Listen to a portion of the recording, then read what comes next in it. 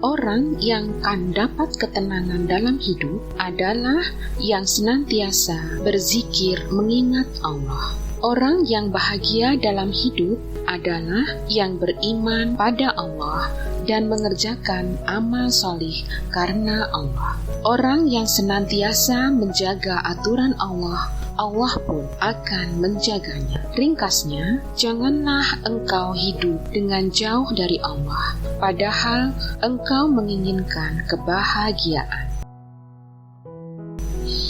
Siapa yang mengusahakan jiwanya agar beramal kebajikan dan menjauhkan diri dari keburukan, Allah pun kan membantunya. Dalam hadis-hadis sahih, Rasulullah SAW bersabda, siapa menjaga kehormatan dirinya, Allah kan membuatnya terhormat. Siapa yang berusaha sabar, Allah kan memberikan kesabaran. Ilmu itu didapat dengan belajar, sifat bijak itu didapat dengan melatihnya. Siapa mengusahakan kebaikan, Allah kan berikan padanya. Siapa menjauh dari keburukan, Allah kan jauhkan keburukan itu darinya. Kita ini hamba Allah, sangat butuh padanya dalam setiap keadaan. Jangan sampai kita sombong di hadapannya. Hamba yang kuat adalah yang bersandar pada Allah yang Maha Kuat. Di antara ibadah hati yang besar adalah merasa sangat butuh pada Allah. Balasan akan sesuai amal perbuatan. Siapa yang merendahkan diri di hadapan Allah, dia akan memberi kemuliaan dan meninggikan. Ibnu Taimiyah rahimahullah berkata, makin merendahkan seseorang hamba, makin ia butuh pada Allah dan tunduk padanya, sehingga ia pun makin dekat dengannya, makin mulia di sisinya, makin agung kehormatannya. Ustazah Umi Santi Andriani menasehati, jangan bandingkan hidupmu dengan hidup orang. Jika kamu merasa hidup orang lain lebih enak dari hidupmu, yakinlah itu tidak lebih dari ungkapan, rumput tetangga selalu terlihat lebih hijau dari rumput di pekarangan sendiri. Selamanya kamu tidak akan pernah bisa menghargai hidup yang kamu punya.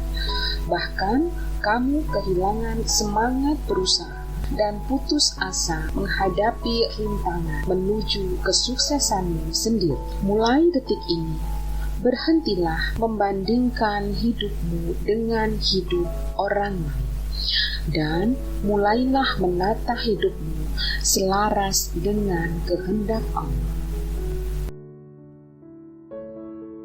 Jangan engkau remehkan sholat. Hasan al-Basri rahimahullah berkata, duhai manusia, ibadah apa lagi yang engkau hargai dalam agama apabila sholat saja sudah engkau anggap remeh?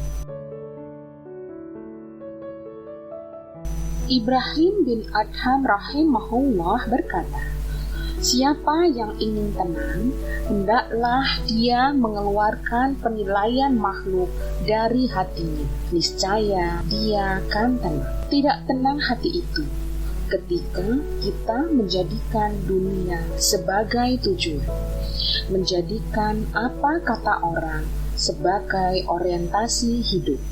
Jadikan akhirat sebagai tujuan kita. Jadikan keridhaan Allah sebagai orientasi kita.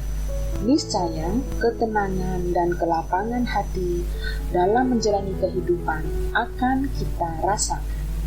Ya Allah, jadikan kami anak-anak akhirat. Jangan jadikan kami budak-budak dunia. Jadikan dunia di tanganmu, akhirat di hatimu, dan kematian di pelupuk matamu.